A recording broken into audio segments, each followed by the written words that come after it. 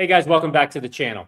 If you watch my videos over this weekend, you probably knew exactly what I was expecting to see with Micron when we opened up this morning. I was expecting to see the 422 level hold.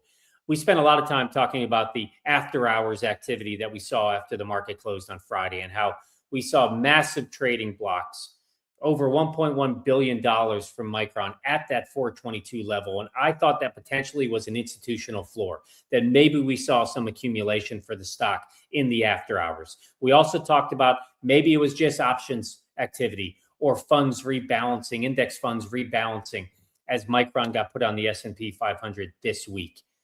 But what we saw today was not, let's just face the facts, it was not what I was expecting to see. We saw a lot of headlines coming into this morning's market that looked really bad. There was a lot of indicators that said we were going to have a rough start. But then we had the pivot this morning and the market actually switched. We saw a solid day across all of our indexes. The S&P was up. NASDAQ was up. Dow Jones was up. Micron wasn't. It wasn't the day we were expecting. Take a look on the board. You'll see Micron was down by 4.5% today. Lost $18.5 of stock value. And if you look in the after hours, we're down another almost $6. It's kind of trading below 400 right now. So this was not the institutional floor that I thought it would be. I mentioned I thought maybe that 1.1 gigaprint that we saw in the after hours was a sign of something bullish for the stock overall.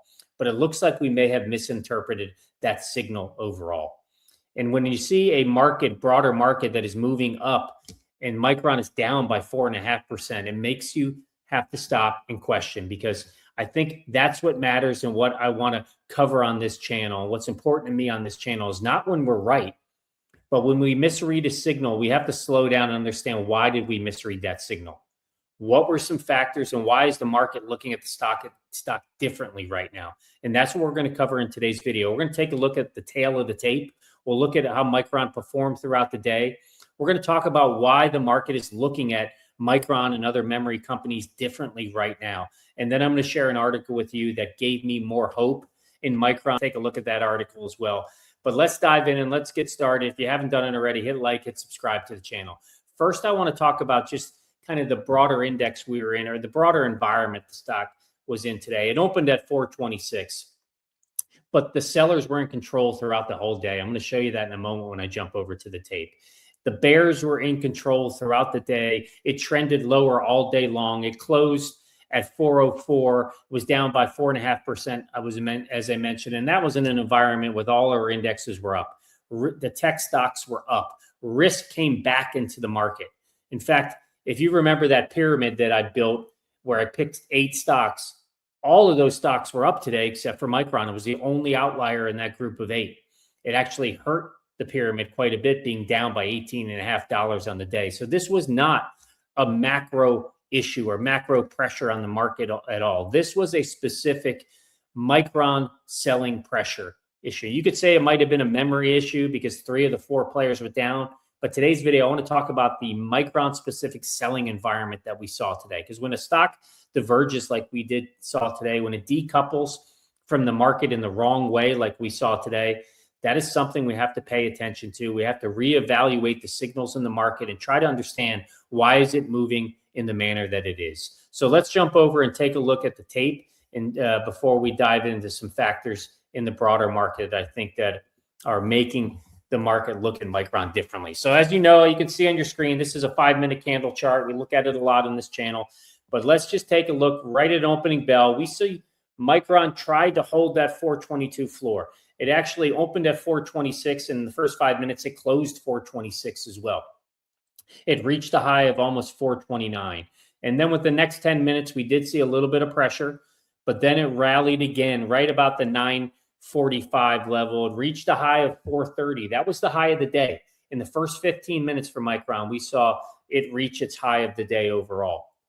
But then right after, again, 15 minutes of pressure, found some support, tried to get to that 430 level again. Right now, we're at about 1025, excuse me, in the morning. It hit a high of 427, but you could already notice that the highs were lower than before. So we're achieving lower highs as we're going, but this is when the floor broke overall for Micron. Right at the 1020, you can see we just have a waterfall effect after that for the next hour and a half. So we hit this bottom right in this candle on that I'm circling here. This is the 12 o'clock hour. It reached a low at this point, almost the low of the day. Low of the day came a little later, but this was about 402, 403. We lost 4% in Micron in the first 2.5 hours of trading. You can see that massive waterfall effect that we can see with the stock. The floor broke and it just dove down. Look at the volume underneath, significant selling volume overall. I'm going to get to that in a little bit when I talk about some of the factors I think that are impacting the stock or why people are looking at it differently now. So keep that in mind. Remember that volume piece. But what we saw after that is the stock tried to come up. It got to about 408 again. It did reach the low of the day here at about 401.66, right in the, I think that's the, what time was that? That is at about the 12:30, I think 12:30 time frame. Yeah, it reached a low. And then after that, the rest of the day, we moved into this sideways consolidation phase where we stayed between 404 and 406 the rest of the day. Volume was pretty consistent below overall, but there really wasn't, there wasn't huge appetite one way or another. There was a little bit of the buyers come back in. It kind of stopped the selling acceleration that we saw. It kind of found its position right around the 404 to 406 level, but the buyers weren't aggressive. It wasn't strong buying. You didn't see any real bounce back. You just saw this sideways consolidation. And if you look at the RSI level down below, you'll see that it stayed in the neutral environment, neutral range all afternoon session, stayed right around 50. So a sign that stock wasn't being oversold. It wasn't being overbought. It was just kind of neutral, moving sideways in this consolidation phase. As I said, this was a sign that the stock is essentially just being repositioned overall. It closed at 404, a little bit of a weak close in the last few candles, a bit of an exhaustion towards the end. You can see that selling volume at the end to finish the day. So that's kind of the technical view of what we saw today with Micron and their performance overall. As I mentioned, it was down by 4.5% today. But the question we need to ask ourselves is, what happened? Like, what changed? We know the fundamentals didn't change. 5 days ago, this company reported the greatest earnings in the history of their company, almost $24 billion, $12 earnings per share. They had strong Q3 guidance of about $10 billion more, AI demand that's off the chart. So that hasn't changed. But what has changed, I think, is the way the market is looking and interpreting the future for Micron. And there's three big stories there. The first one is the capex story. It's the biggest concern, I think, in the market. What I see a ton of headlines on for Micron right now, because they made it very clear that they have the intentions to spend $25 billion in capex this year. That's a massive increase, particularly for a memory company. When a company ramps up spending that aggressively, the market immediately starts to think forward. And in memory, they start to think forward and through this lens. What happens if demand slows? What happens if supply ramps too fast? What's going to happen to the margins for Micron? Because we know historically in memory, when that cycle matters, because the biggest returns for memory stocks always come before the supply catches up. It doesn't come afterwards. So that's what the market is looking at right now very closely. Micron is benefiting from AI demand. That is real. But many people view Micron, unfortunately, they still continue to view it as a kind of cyclical memory company through an old lens. They're thinking of boom bust cycles like we've seen in the past with PCs and smartphones. They're not thinking of the AI demand right now and the agentic AI demand moving forward. They're viewing them through that traditional lens. And memory has a long history of booms followed by normalization. So when investors see the phase that we are in right now of record margins, tight supply, aggressive capex, they don't assume that cycle continues forever. They assume and they ask themselves, are we in the peak right now for Micron? Is this the best the company's ever going to be? Or are we in the early phase and there's still room to grow for the company? So that's what is being evaluated right now in the market. Because Micron is benefiting right now from a very tight supply environment. And you combine that with the explosive AI demand that's driven by the hyperscalers. That's why their margins are so high. That's why their pricing power looks incredible. But here's the issue that the market is wrestling with overall is that exact environment that they face triggers more supply ramp up to meet the demand from customers. We know Micron said they can only supply 50 to 60% of their customers' needs. So they need to build out more fabs. They need to build supply. And we see that not only with them, but we see it with their competitors. Samsung is ramping up HBM. SK Hynix is already dominant in HBM themselves. They're there as well. So all of them are building supply together. We heard that Micron is increasing their capex by 25 billion. So when they all build at the same time, this is where memory gets viewed differently than companies like NVIDIA, because NVIDIA scales through software, ecosystems, architecture. Memory companies like Micron, they scale through supply. And when supply increases, prices begin to come down and normalize, margins compress, and the market is starting to price that in now. They're pricing it in early. They're questioning, are we at the peak, or is there still many great years ahead for Micron? I think that's one piece we're struggling right now, because what most people miss in this situation, or what we could miss, is that capex is not just growth, it's risk for the company. Because if demand stays strong, Micron wins. It's a huge win for them. But if demand cools just a little bit while their supply is ramping, the entire pricing structure of the industry shifts. And that's what the market, I said, is wrestling with right now. Not whether Micron is strong now, but will they continue to be strong? And will we see this level of profitability? And is it sustainable for 2027, 2028, 2029? That's what is being factored right now. I think that's what's hurting the stock as well. We're going to jump to an article. I'm going to show you just 1 second. So make sure you stay and listen to that, because it's going to give you, maybe boost your confidence as well in Micron. But I want to touch on this other factor first before we jump there, because the other layer of the story that I think people missed is that Micron was absorbed into a major index today. They were absorbed into the S&P complex. And on the surface, that sounds bullish. It sounds great for the company, because passive funds have to buy. ETFs have to allocate. And demand increases structurally for Micron. But that buying doesn't always move the stock higher. In fact, sometimes, it's crazy as it sounds, sometimes it can be the opposite, because big whales and institutions, they knew this inclusion was coming. And they probably did what they should have done, or what they always do, is they position themselves ahead of the event. They buy early. They buy before the inclusion happens, because that creates liquidity for them. That's their opportunity to sell into passive flows.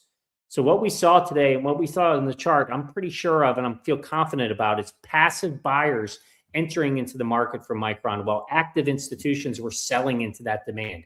And that would explain why we saw volume stay high while the stock drifted lower and there was no aggressive bounce back. So ironically, inclusion criteria, or index inclusion, for Micron, it created a short-term top, not a breakout for the stock. It's not because the story is broken for Micron or the fundamentals are broken. It's because the timing of the flows changed for the stock overall. And I wanted to show you a quick article.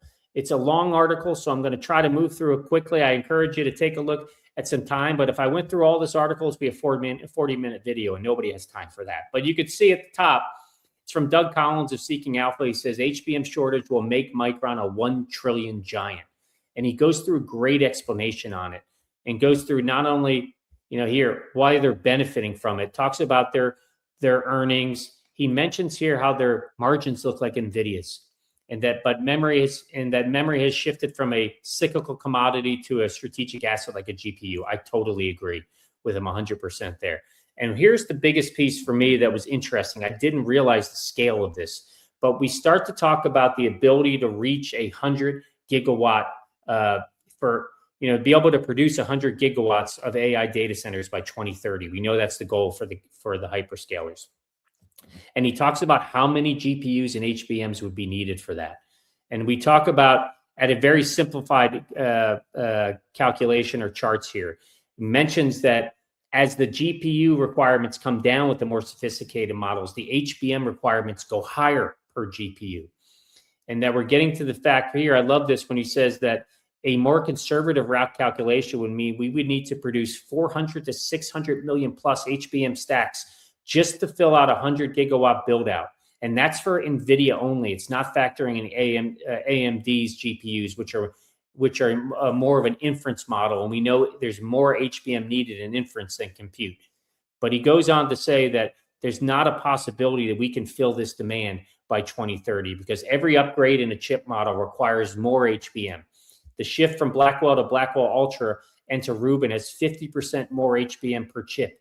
And Rubin Ultra would be 4 times more than Blackwell. So even if we stayed flat with GPU shipments, the fact that every time we would move into a next architecture requires more advanced memory, that we will not be able to meet the demand is what he basically says right here. That filling 100 gigawatts of AI compute requires 400 to 600 million HBM stacks. So his price target, you can see, is 987. He goes through an extensive DCF model here, looking at revenue, margins, and he's factoring in the revenue for years. You can see from 2027 to 2031, revenues going from 160 billion out to 236 billion by 2031, excuse me. But his is 987, and it's based on the 5-year discounted cash flow model that he mentions. He even says, challenge me if you like. I'll pull it down. He puts up a sensitivity analysis here and says, even if you use the most pessimistic combination of 11.5 weighted average cost of capital and a 2.5 terminal growth, which would be down here in the bottom, that would still put our fair value for the stock at 791, significant upside from where we're trading right now at 400. So guys, the bottom line for him, he doesn't think that we'll see any glut for supply for 5 years because of the time it takes to make HBM, the time it takes to build out these new fabs. As he mentions here, ASML can only do so much per year. TSMC's supply is sold out. Their CoWoS is sold out through 2027. But I love the last piece. He says, Micron sits at the center of the demand. Only 3 companies in the world can produce this product. They're sold out. The market is pricing Micron as if the demand is a temporary spike, but based on HBM supply constraints, the build out for capex from the hyperscalers, that he believes otherwise, that Micron will be a $1 trillion company within the next 18 months. So guys, I hope that gives you a little confidence as it did for me as well. And I would say, as I close out the video, when we combine everything, the fundamentals, the capex, the cyclical industry, the stock that sold off despite a strong market, the conclusion to me becomes clear that it's not a broken story, but it's a shift in expectations for Micron. The market is moving from, wow, that's exciting, look at that company, to now, how long can that last? How sustainable is that revenue? Will that revenue be that way in 2027 and beyond? So when I look at Micron, this is where I'm landing. I still believe the AI memory story. I still believe the demand for HBM is off the charts, and Micron is well positioned to meet that demand in the market. But I also believe the market is telling us something right now, that it's no longer about how good your numbers are today. It's about how sustainable are they for the future. And that is a question we have to wait to see gets answered. And until it is, we should expect this stock to be volatile.